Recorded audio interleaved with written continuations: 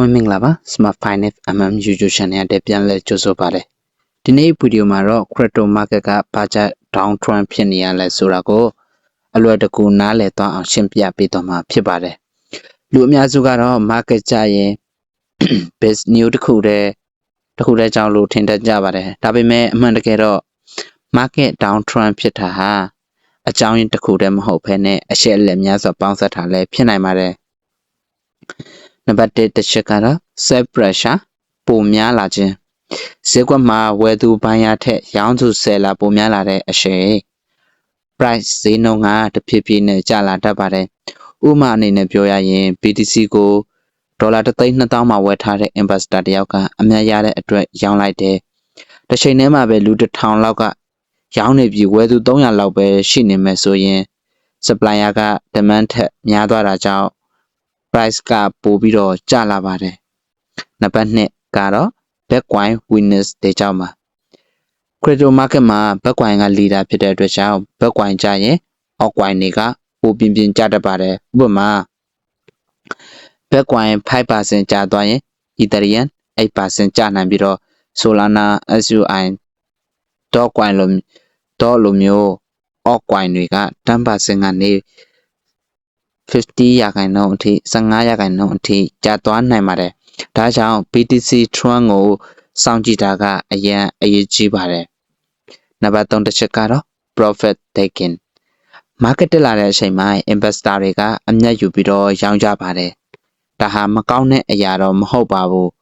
ဥပမာအနေနဲ့ပြောရရင် Ethereum ကိုဒေါ်လာ2,500မှာဝယ်ထားပြီးဒေါ်လာ4,000ရောက်တဲ့အခါအမြတ်ယူရောင်းလိုက်တဲ့သူတွေကများလာရင်price က cross section ဝင်လာပြီးတော့မှ3,900ဒါမှမဟုတ်3,500အထိပြန်ကျနိုင်ပါတယ်ဒီလို cross section တွေကbull market မှာတောင်မှပဲပုံမှန်ဖြစ်တတ်ပါတယ် micro new နဲ့ market sentiment crypto market ဟာသတင်းတွေပေါ်မှာအရင်ကို sentiment ဖြစ်ပါတယ်ဥပမာ interest rate တက်တယ် inflation တွေမြင့်တက်လာမယ်regulation တွေအသက်ထွက်လာမယ်ဝါပေါ့နော်ဒီစပွဲသတင်းတွေနောက်တစ်ခါကျတော့ ETF လို့ခေါ်တဲ့ money flow တွေရောကျလာမယ်ဒီလိုသတင်းတွေထွက်လာရင်လည်း investor တွေကစိုးရိမ်ပြီးတော့မှရောင်းချတတ်ကြပါတယ်နံပါတ်5တစ်ချက်ကတော့ liquidation နည်းလာခြင်းပါ trading volume ကျလာရင် buying order တွေလည်းနည်းလာပါတယ်ဒါကြောင့် sell order ကြီးတွေဝင်လာတဲ့အခါမှာ price ကလွယ်နဲ့ကျသွားနိုင်ပါတယ် technical breakdown မှာနံပါတ်6ကတော့ချက်မှာ support level တွေကျိုးသွားရင်ပဲဖြစ်ဖြစ် trader တွေရဲ့ store လူတွေတိုင်ကာဖြစ်ပါတယ်အဲ့ဒီကနေ selling cases တွေဖြစ်ပြီးတော့မှ price ကပိုပြီးတော့မှကျနိုင်ပါတယ်ဒါကြောင့် technical analysis ကိုလေ့လာထားတာကအရေးပိုကြီးပါတယ်နံပါတ်9အနေနဲ့ altcoin rotating တခါတလေမှာ money flow က altcoin ကနေမှ Bitcoin တွေကိုပြန်ဝင်တာဒါမှမဟုတ် stable coin တွေပြောင်းသွားတာတွေဖြစ်တတ်ပါတယ်အဲ့ဒီအချိန်မှာ altcoin တွေက Bitcoin ထက်ပိုပြီးတော့မှ downtrend ကိုဖြစ်နေတတ်ပါတယ်ဥပမာအနေနဲ့ပြောရရင် investor တယောက်က Solana SUI HRP တွေရှိနေတယ်ဆိုပါစို့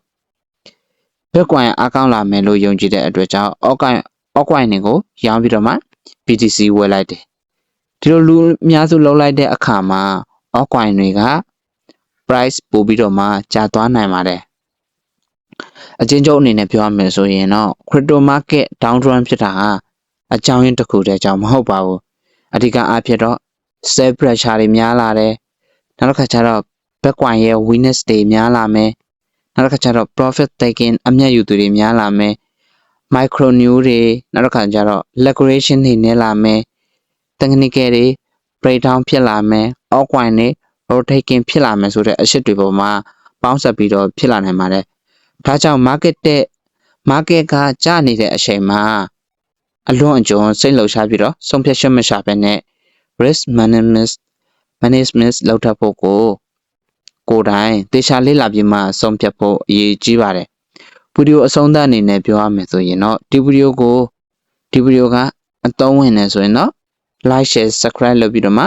Smart Finance ကို subscribe လုပ်ထားပေးဖို့မေးပါနဲ့ဒီမှာတတိပြု ပြောကြားချင်တာကရှိပါတယ်ဒီဗီဒီယိုဟာပညာရေးရွယ်ချက်အတွက်သာဖြစ်ပြီးတော့ financial advice မဟုတ်ပါဘူး